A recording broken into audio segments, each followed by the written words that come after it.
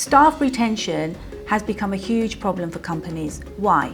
Well, it's all led to a new trend in young workers. It's called quiet quitting. Employers will have to prepare themselves for a new way of quitting. So there was the great resignation, now there's the big quit. Yeah, Who's coming up with these? It starts at management level.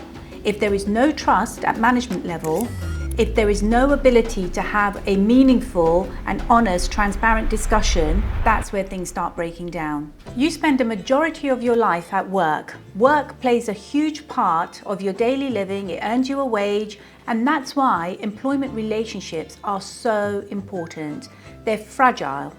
And how you behave at work and how your manager interacts with you can play havoc depending on if it's a bad relationship or it can be a dream if it's a good relationship. Having been an employment lawyer for over 25 years, I have come across various cases with very common scenarios where claims, issues, concerns, distrust all crystallize at the point of the manager and employee relationship. We can take a look at how small differences can make a huge impact. So my producers have kindly provided me with a case study which I haven't seen. My understanding is that these are common scenarios, a breakdown in something between the manager and the employee, and we're going to look at what happened, why it happened, and how it could have been avoided.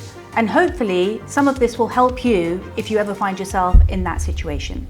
This boss just tried to cancel this person's holiday, and this is how they replied. Urgent. We need to cancel your leave starting tomorrow. A major client meeting has come up and your input is essential. I'm sorry, what? I can't just cancel. What time is the call? Maybe I could just dial in. I understand it's inconvenient, but the meeting is critical. Dialing in is not an option really. It just looks bad on us if the team are not aligned. So, a manager asking an employee to cancel his holiday because of something critical that's come up. Managers out there, employees are entitled to annual leave, and if it has been applied for and authorised in the right way, it would be very unusual for holiday to be cancelled. And employees, assuming, and this video does seem to show that the holiday was authorised and it was agreed in advance, and it was very good of this employee to offer to dial in when they're on leave. Cancelling my holiday, I'll dial in if it's important, but otherwise you'll have to figure it out. Mate, we need this. Why do they always go to mate at this point? I don't know. Mate, we need this. We'll compensate you for your time. You know we have to be flexible with clients. Well, yeah. So it is important from a business perspective to be flexible with clients, but maybe the managers talking to you, maybe this manager's under stress. If such work is critical, is there enough resource in that department? Does the manager know if and when they can contact an employee when they're on holiday? They seem to be quite desperate, the manager I'm talking about. Makes me wonder whether they are fully supported as much as they should be by their employer.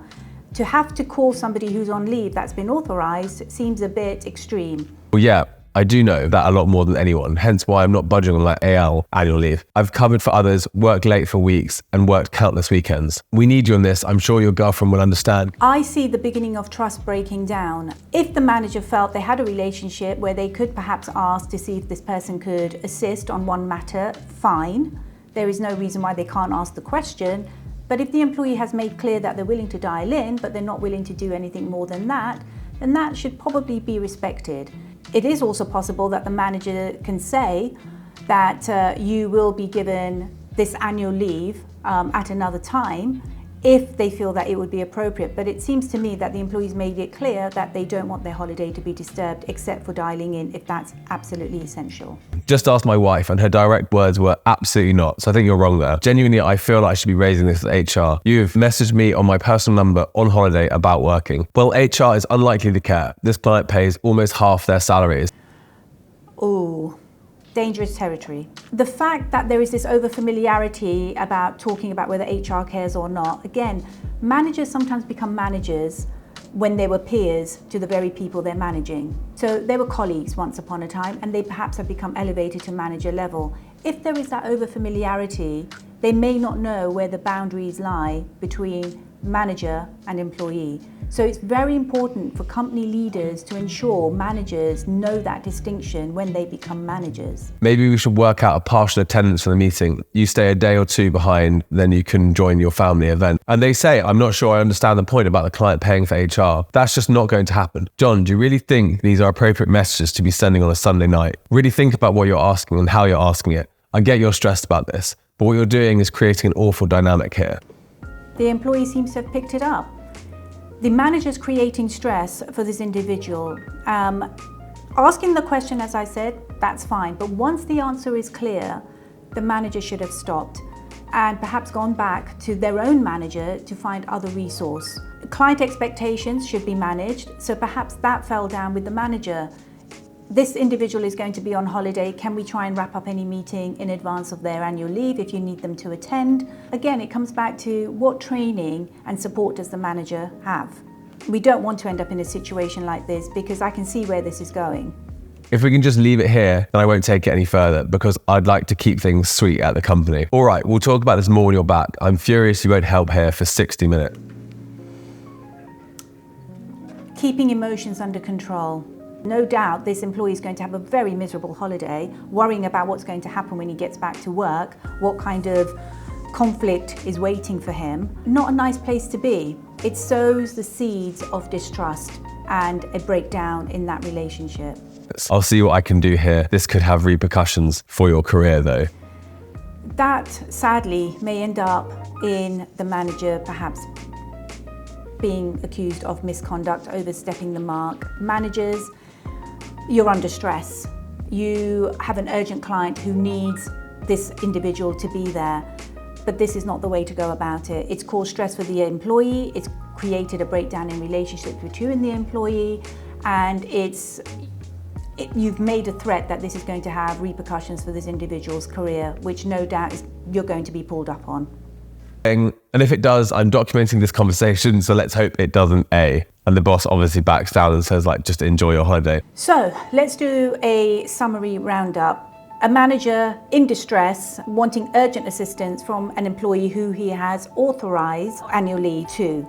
It's questionable whether that was appropriate in the first place. They contacted them on their personal mobile. They were already on annual leave. They are entitled to uninterrupted rest breaks. But in this situation, the employee was happy to engage in a conversation and even offered to attend a Teams call. That was insufficient for the manager, who then persisted in requiring their attendance at this client meeting. Crosses the line even more where he suggests that their career is threatened. Is that conducive to a healthy relationship? Is that conducive to somebody who is committed to this company, to working with this manager, long-term career aspirations?